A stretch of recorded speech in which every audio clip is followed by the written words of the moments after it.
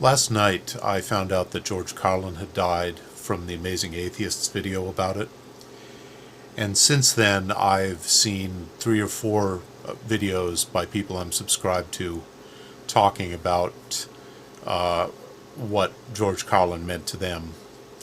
And also one inexplicable rant video against anybody daring to make a tribute to Carlin.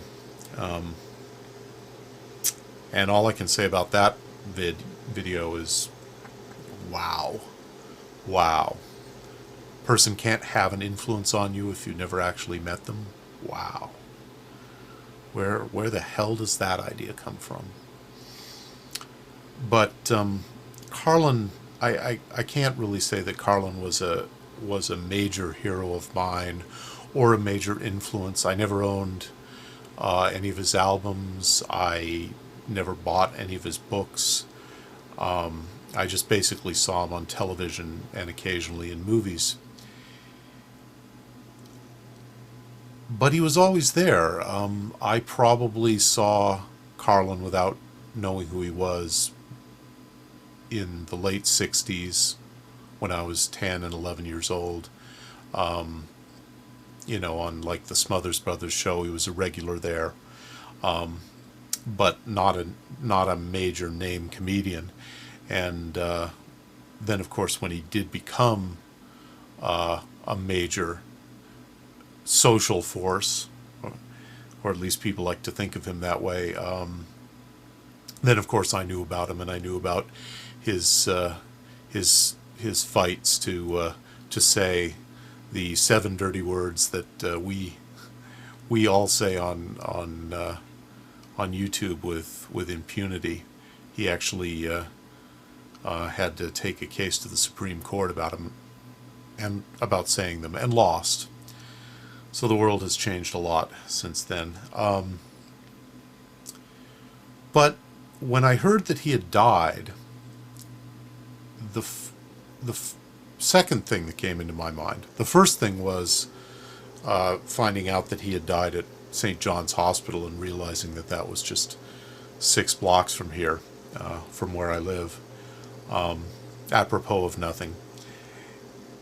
But the second thing that came to my mind was that Carlin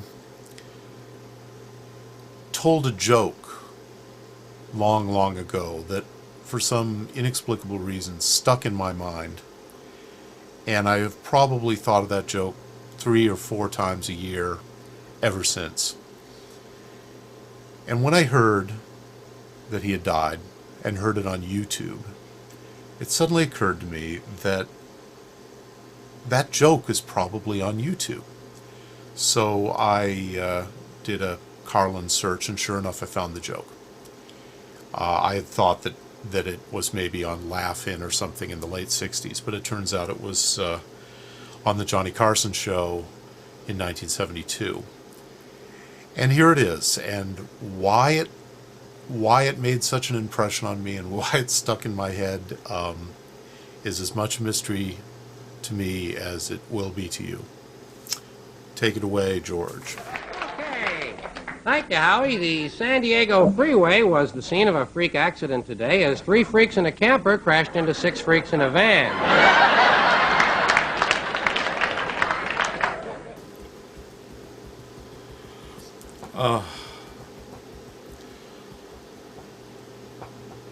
Good, huh? Now, putting aside the quality of the joke, had anybody who's watching this video ever seen that clip before? Was it just me? I'm sure a lot of you have thought this same thought. Hunting around on YouTube is like peering into other people's brains some of the time. You're not only watching vloggers talk about what they think and feel, but you're just seeing what's important to other people, little bits and pieces of their memories that they think are important enough to spend the time to upload so strangers can look at them. And in a way, YouTube is also like your own mind suddenly coming back to you from other people. Hey, are you watching me now, or did you videotape me before? You realize that experiences that you had that were important to you for whatever reason See you later. were also important to other people. Maybe not for the same reasons, but important enough so that they put stuff up that ends up being important to you at odd moments and fills in little blank spots in your own history. 6 outside aggressions, 6 internal upheavals, 10 counterinsurgencies, 21 acts of sabotage. Carlin, like many other famous people, ends up being a little bit of each of us, and we bounce those little bits back and forth between us, and it connects us in strange ways. Maybe I should go back and look at the channel of the person who put up that Carlin clip and see if I feel like I know him. Good news from the Far East. No one was killed in Vietnam this week. However, 3 people died of old age at the Paris peace talks.